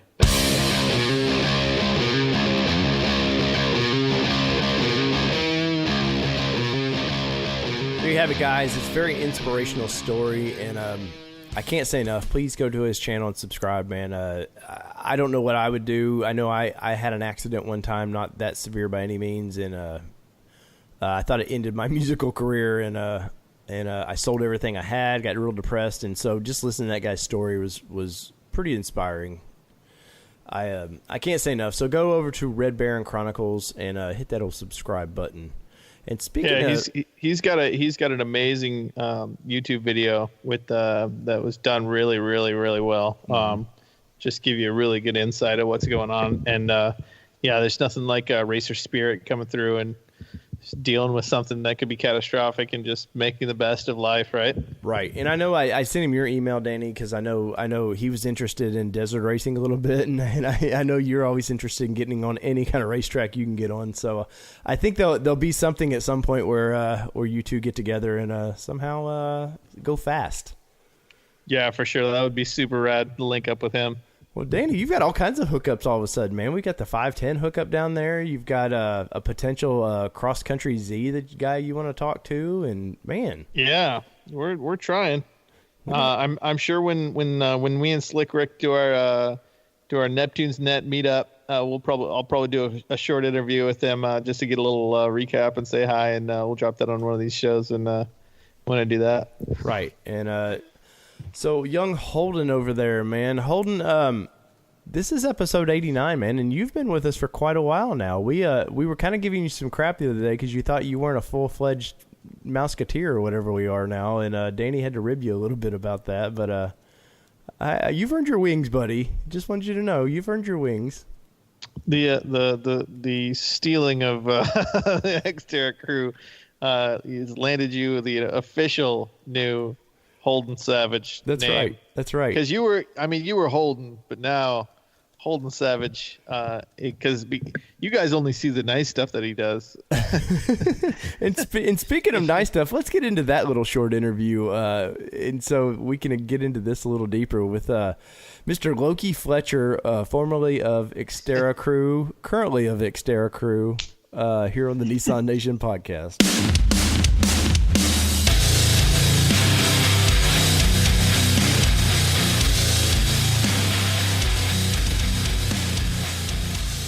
Big deals come in many, many packages and many size packages, and this particular package tonight is Cody Fletcher of I don't know how to even label you, man. Like Xterra Crew, current Xterra Crew guy. How do we label you, man? You can just call me Loki. I mean, that's right, that man. Works too. Well, that's what I like that. I like that label. Well, I dubbed him that the other day. I told him he needed to start a page called Loki Fletcher. And just have a picture of Loki up there, man, because you are the king of mischief, man. Yeah, I tend to have a few tricks up my sleeve. Well, and kind of obviously, last time we talked to you was at Went, and it seemed like that went well for you. But every once in a while, Cody, you do something special, and I don't think you intended to take down an actual Facebook group, but I kind of think you almost single-handedly did, right? So, funny story. I actually did the first gen group initially and discovered that you can't change the name for 28 days. So, Prius Off-Road Crew or whatever it is stuck for 26 more days, and I had a insider put me as admin on Xterra Crew for 2 minutes. Insider, wow. I'll be quick. I hopped in. I swapped the name over, got put back down to moderator, and sat back and watched the world burn. Well, but is this why you're still single, Cody? Yeah, all I need is 2 minutes. I'm gonna slip in, do my thing. I'm gonna get out before you even notice what happened. Probably a little bit of that. Man, you're like a prostitute's wet dream over there, buddy. Hey, man, quickest $200 she'll ever make. Damn. But so what kind of brought you to this? And for our audience that may not know, man, so Cody went in and changed the name. There's a Facebook group. Well, it still is now, but there's a Facebook group. It was called Xterra Crew, and it was probably the dominant kind of Xterra Facebook crew, but well over 5,000 people following that thing. And it was led by who leads that thing? Jeff Parker, right? Yeah, Jeff Parker is the main admin, I guess the creator, and then we got a handful of admins in there with him. Right. I think the word you were looking for is was. Yeah. But so you went in and you had this idea of let's just change the name. It was April Fool's Day. You know what? No harm, no foul. It would have been funny, and it was funny initially till they learned that they could change the name back, right?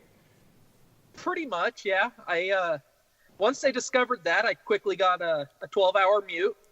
Yeah. He said he banned me. He didn't. He muted me for 12 hours, and I kind of just egged it on with a handful of people and kind of just let it burn itself to the ground, you know? Right. And it started doing that. Well, I seen an opportunity. I was like, I'm going to grab that name because I know once you grab it, they can't change it back. And then like instantly some people I'm kind of close with in that group, like was like, dude, man, you're trying to be a douche. And I'm like, no, I just played it off as like, no, I'm just trying to protect the name. You know, I don't want to see anybody get the name. And so, like, then Jeff Parker started emailing with me, and he's like, man, are you really that shallow? And I was like, well, I didn't want to say yeah, but a little bit, man. But I wasn't going to keep it by any means. But then our buddy Holden over there, this is like a weird triangle of Xterra Crew. So, Holden, take it from there. Where did you come in all this?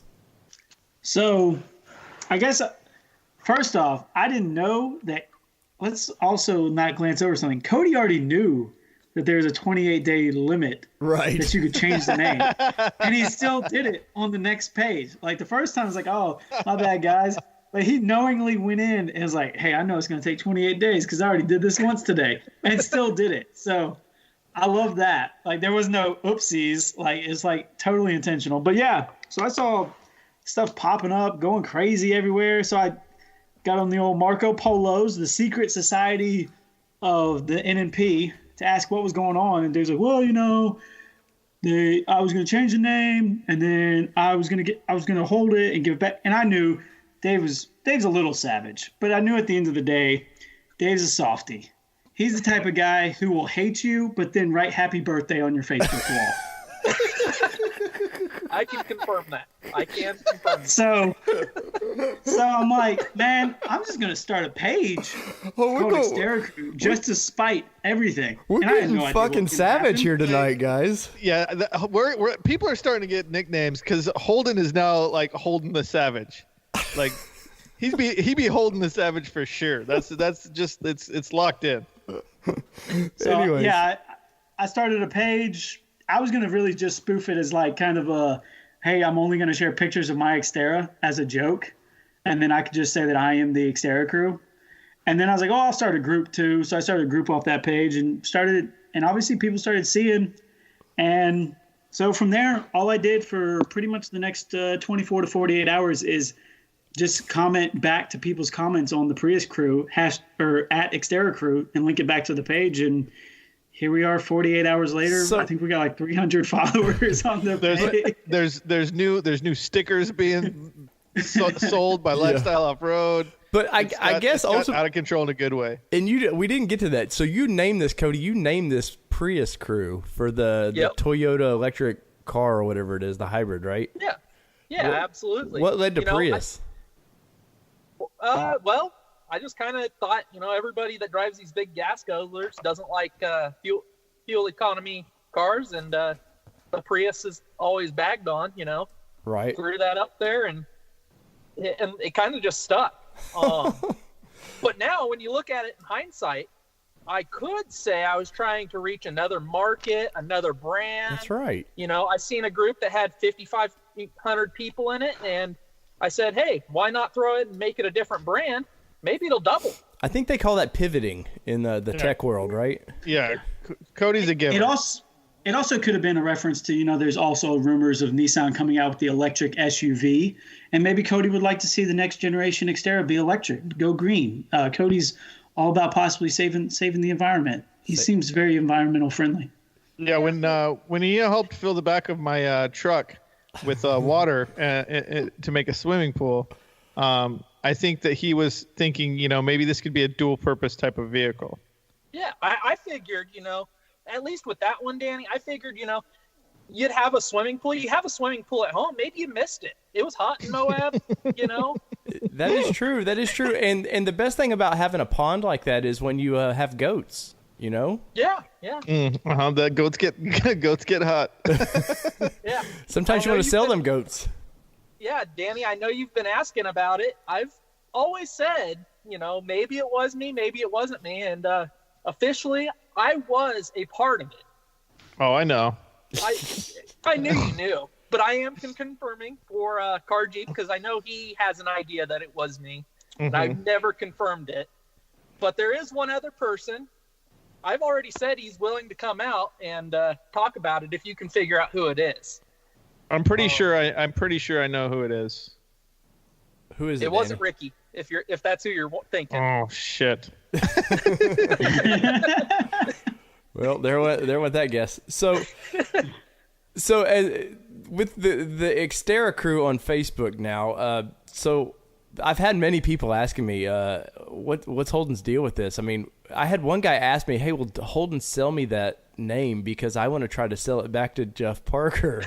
and it's getting out of hand. I know. I was like, I can't confirm nor deny that it's Holden. I mean, I'm like kind of playing dumb here. Like, dude, I don't know what's going on exactly. But so I had Xterra crew for about 45 minutes or more, and then Holden jumps in, and now Holden is the owner and trademark owner, I guess, of Xterra crew in LLC or whatever you're gonna call it. That's what's coming next, Dave. Don't spoil the fun. Oh, sorry. There may or may not be looks into actually trademarking the name Xterra Crew. He's gonna make it into Maxa. Make Xterra Crew great again. That's right. Maxa. Well, so Cody, you're kind of a celebrity with this all of a sudden. I mean, you've been a big deal anyways for like you're very technical savvy and you help a lot of people. But all of a sudden, I've seen like banners where you're like Moses or something spreading the sea and like these crazy like Photoshop pictures of you. And I guess maybe Mr. Parker didn't realize that people weren't as pleased with his style of management as. Hey, like I said before, I just kind of, you can lead a horse to water, but you can't make them drink. Yeah. And I gave the tools to everybody, and they kind of painted the picture. I love how Loki just kind of slowly steps back into the shadow over here. Yeah. Hey, I may have done a little bit, but it wasn't mostly me, and I just kind of helped facilitate, but there wasn't any collusion. There was no collusion. No collusion. Loki's got absolutely nothing to do with it. If he did, it would be huge. It's very Loki-like. I mean, because think about it. He appears, he does a great, miraculous thing to some mindless Viking-type people, and then they build these monuments and statues and begin to worship the deity that is Cody Loki. And then he just slips right back into the shadows, never to be seen from or heard from again. That's right. That's how Loki Fletcher does. Mm-hmm. He's like a floating head right now. Just look at him. He's a floating head. He is. No, so the funny part is about all that is I was banned or muted for 12 hours, and as soon as I got back, I just kind of like did the the Truman Show at the end where he takes a bow. I just started putting that up there and just kind of. There you are, and I haven't really commented or posted or nothing on that group. So, well, not unless if you own a Prius now, I guess you can comment in that group because you can't even search Xterra now and that group pop up. That's the best part. That is. I think that's the best part. Well, what people don't realize is these are Facebook groups, people. I mean, at no point, we did a whole podcast on this. At no point are generally Facebook groups very helpful by any means. Like, it's just savage, like, memes and just kind of bitch slapping each other and just kind of sort of guy atmosphere, really. Yeah, for me, with the Facebook groups, I don't take them too seriously. I like to have fun. I use them as a way to network with people, get a hold of people. Somebody might ask me a question, and I might have a quick question that I need answered. Other than that, I'm not going to use a Facebook group really to more or less facilitate my search requirements. So you're okay with tire size and what is a body lift and all the typical things you see, right? You're okay with those? Not exactly, but hey, what are you going to do? That's right, man. And what are you going to do? So as we wrap this thing up, man, Holden, why don't I'll let you take this interview out, man, because this is between you two now, man. The cat's out of the bag between the destroyer and the guy Loki, who resurrects it. Loki and Holden Savage. All I have to really say, since I'm going to be Holden the Savage, is, oh yeah, we all know that the cream rises to the top. On that note, Cody, So classic. I want to say thank you for spending a couple minutes with us, man. I think even Parker over there, or whatever his name is, it was in good sense of humor about it. It wasn't good natured, it wasn't trying to be just like evil and now what the Savage over there does with it, who knows? But my hands are tied. That's right, man. So Cody, any final words to your fans or people that might currently want to send death threats or however that's going for you? If you got a death threat, you might as well just put it out there. I enjoy them, so. Other than that, I say bring it on. Bring on the death threats. That's right. Exactly. That's right. Man, Xterra crew over there is getting rough. All of a sudden, AK or ARs are being pumped. Well, Cody, we appreciate you being on, man, and thanks for being a big supporter of the podcast. And until next time, buddy. Catch you later, guys. Keep on franking.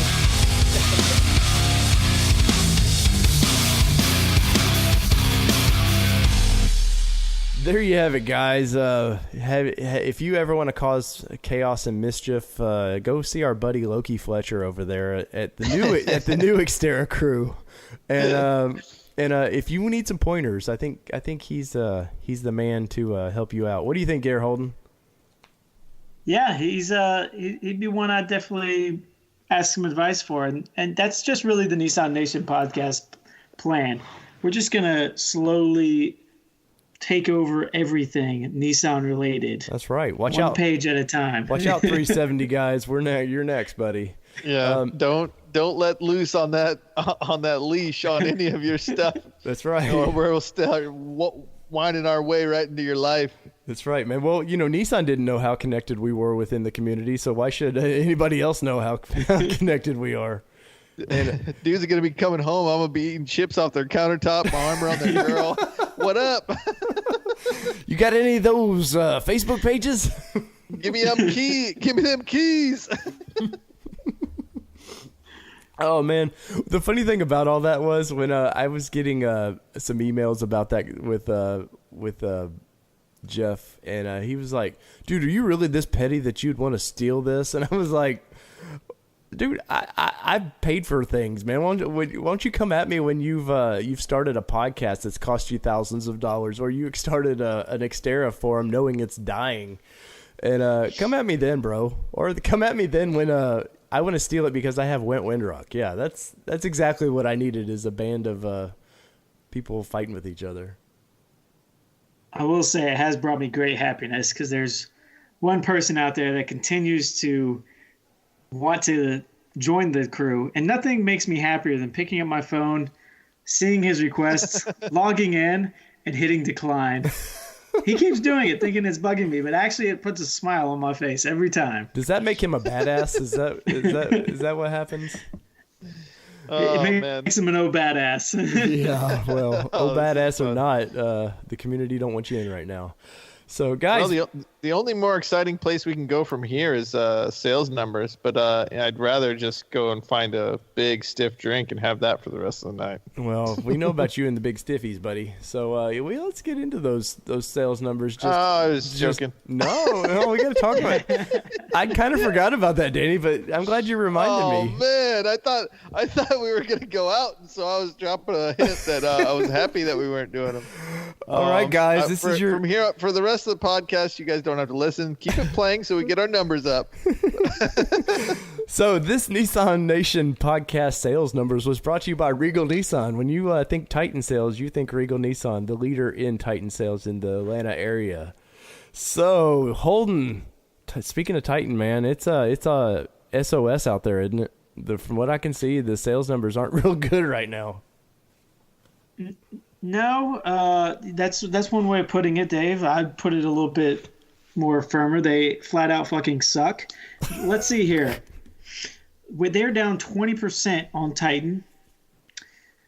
That means that Frontier doubled Titan sales this past month, and the Kicks outsold Titan by a little over 1,200 units, because Kicks is considered truck in Nissan's breakdown. That's under the truck demographic of vehicles. So right. Well, Pathfinder outsold Titan. Armada outsold Titan.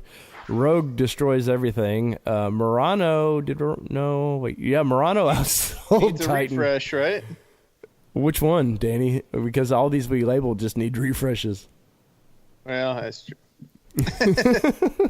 But I know a couple of them got it coming. You do have some bright spots. I know. I mean, it'll always be a sour point on the podcast, but Pathfinder is up 8%. They just got a new award as one of the top 10 most family-friendly SUVs. Armada, which is something that I know Nissan's wanting to see succeed, is up 2%. So that's some bright spots there. For some people that say that the truck market in general is dying and that these big gas guzzlers are going the way of the dodo, both those increases in sales numbers would kind of tell you otherwise. Right. Well, if they could patrol that Armada over here and change those numbers, I think a little bit anyways. Yeah, let's see what else stands out to me. GTR, guys, it's 10-year-old design now, so your supercar isn't so super anymore. They sold 49 of them last month, Holden. And I think you guys have, 2 of them to each to sell?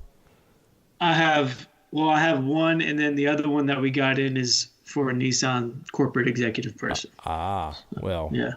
So this time last year, though, they sold 66 of them, so it's down, a little bit.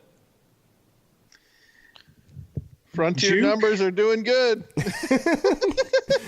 Frontier, the little truck that could, 7,868. I would love to see the breakdown of how many of those are King Cap 4 cylinders, though. That's true. Yeah. Totally true. Well, here, the one that boggles my mind is Leaf. Like, for the life of me, I'm on some Leaf fanboy pages on Facebook, and dude, all I hear is how much the Tesla is better by these guys. Like, that's all they do is whine about Tesla is better, Tesla. And it's like, yeah, but you can actually test drive the Leaf and make sure you like it before you buy it. You're not stuck with it if you throw that $1,000 down. Yeah, I mean, the Leaf number is going to continue. I think it's going to improve here with the Leaf Plus. I know there's quite a few people in that community that were waiting for that Leaf Plus. So now that that's starting to hit, as soon as we got the one in, we literally just started calling first person on the list, and it's already gone. So, but I am surprised, Dave, that is the most surprising to you on these numbers.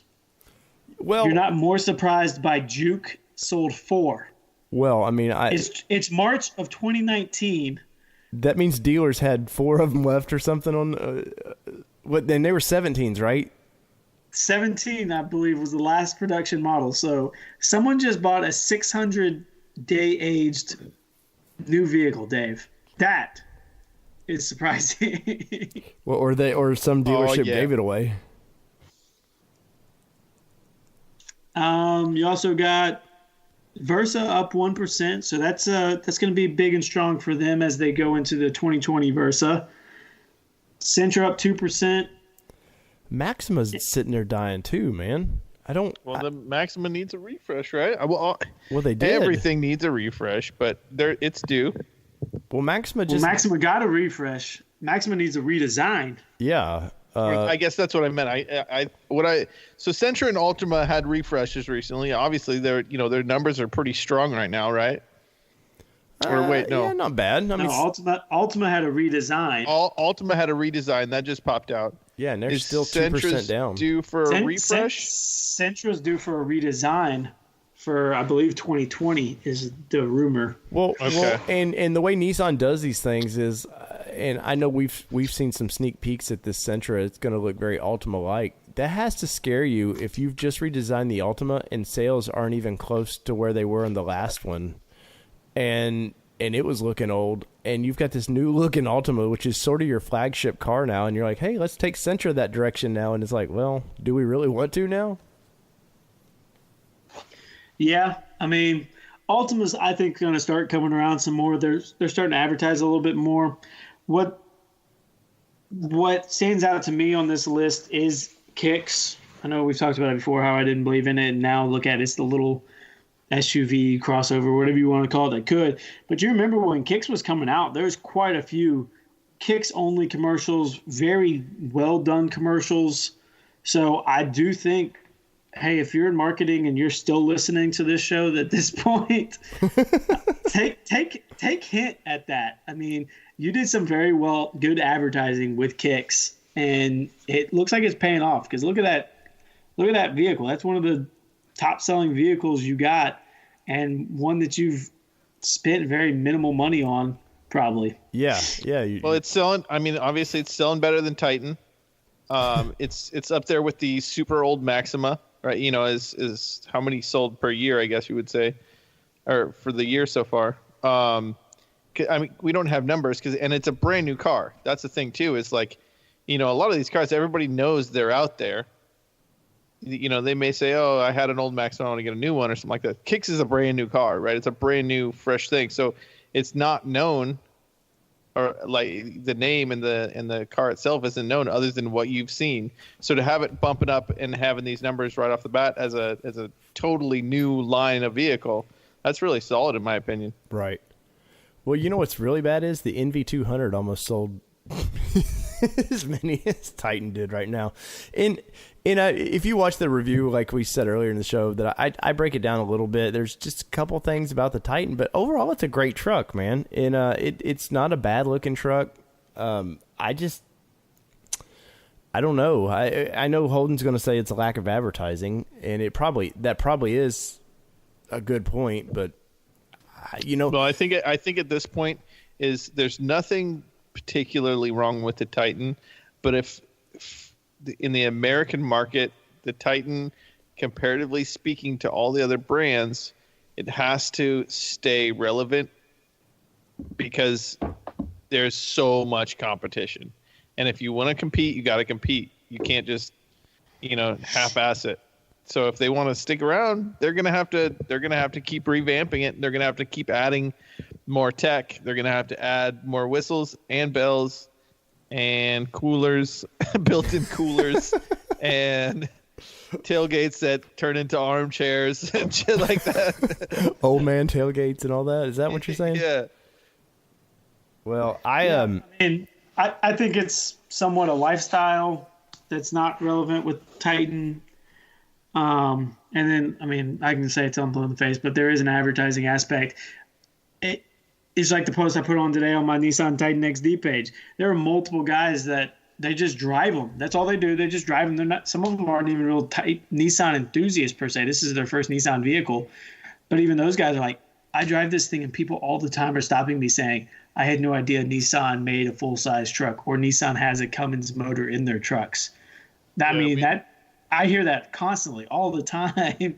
Yeah, you've beat the dead horse on it as far as saying Nissan, you have to advertise that this is a made in America truck. It's got a Cummins in it, and it's a little bit bigger, and it's a couple more better features and benefits of this truck, as opposed to like, oh, by the way, there's a Titan in our lineup, and they show 14 cars.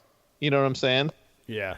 Yeah. Well, overall, guys, the sales numbers aren't that. I mean, they're down 5% from this time last year. So currently they've got 137,362 car sales. In 18, they had 145,103. So I know with some of the leadership problems with the Gone issues they've had, which breaking news tonight, I found out that he was rearrested tonight for new charges. So surprise. So he's going back to jail, and that, I guess it was like a $9 million bail or bond that was set for him before. You know, they'll add more to that if he wants to get out. And so, and then I know the French government's like all of a sudden going, oh yeah, Nissan, we love you guys. Yeah, he was horrible. He was horrible. Just he slapped me on the ass once. He was just bad. Well, and now even Renault has turned over information to the French prosecutors that there's been money that has been funneled out of Renault.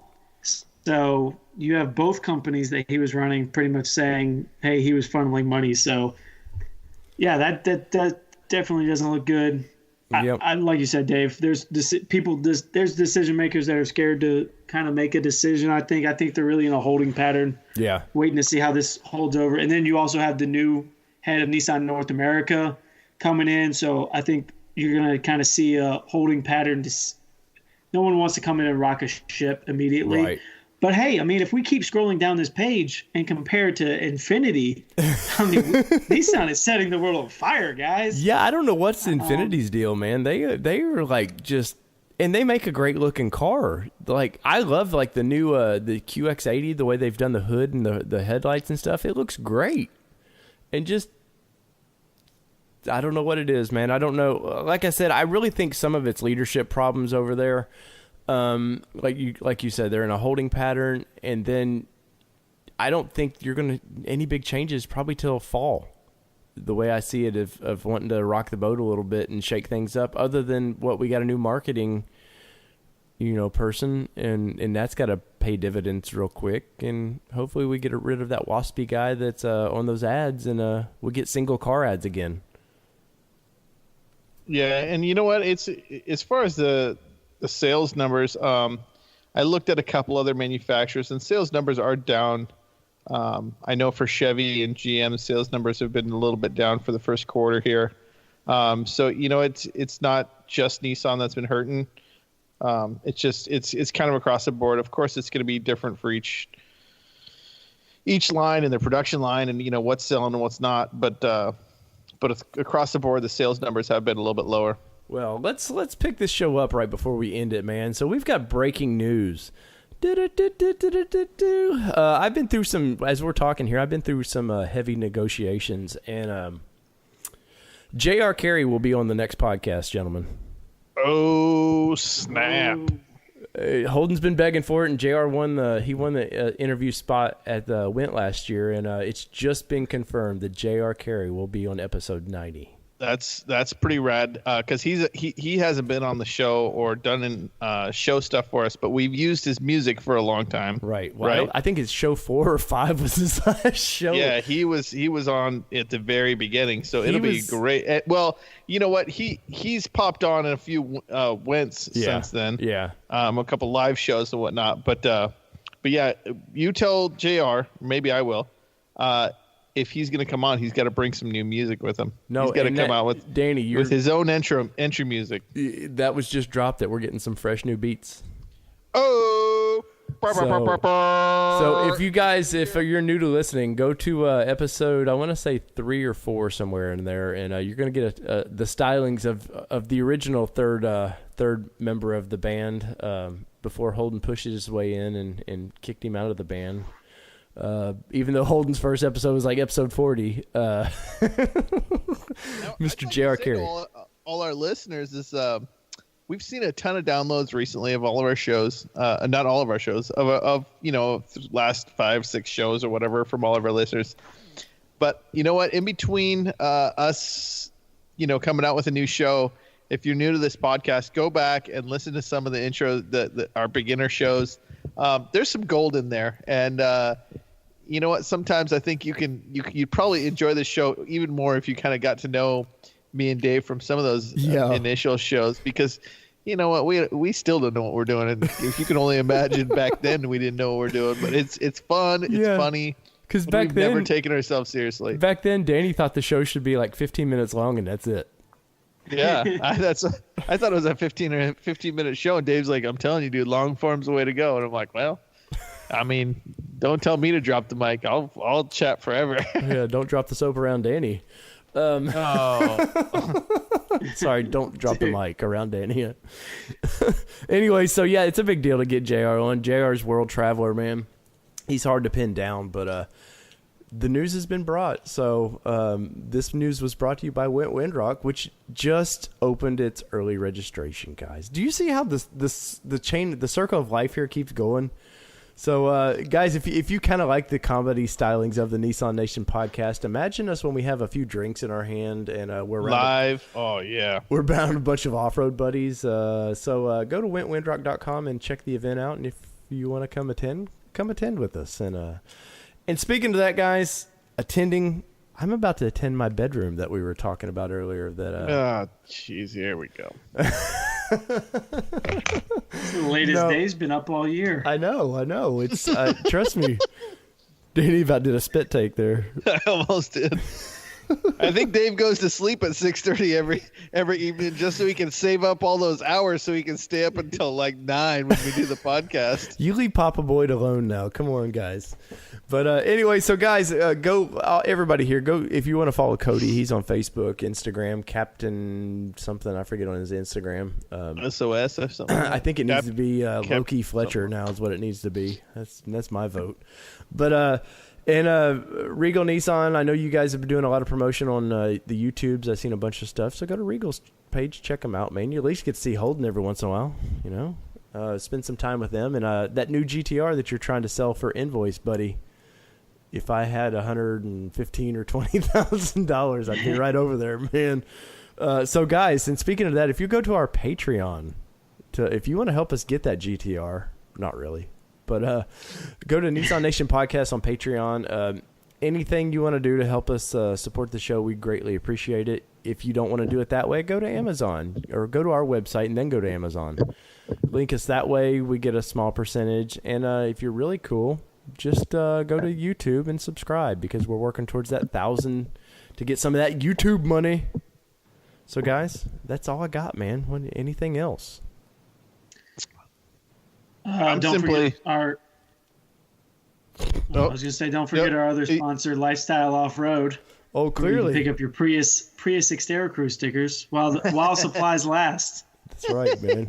I popped on there and I got one immediately. I didn't know how long them things are gonna last. Yes, please go support Lifestyle in their support of us trolling.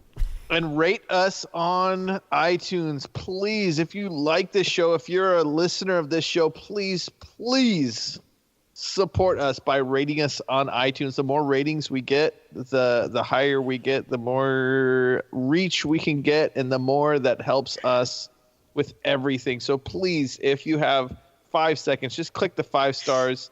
Tell us just how awesome we are. I mean, we know how awesome, and you don't need to tell us that.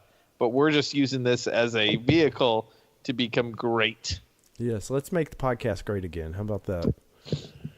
So, guys, that is show 89. So, show 90, guys, you just heard me talk about it. JR Carey will be back on the show. And he's a man of many voices, so that's always fun when he's around. So from all things Nissan here in Middle Tennessee, my buddies over there in the ATL, in the God, I can't even speak tonight. The LAX. This is your Nissan Nation podcast, Danny. And what are we? Peace, everybody. Love y'all.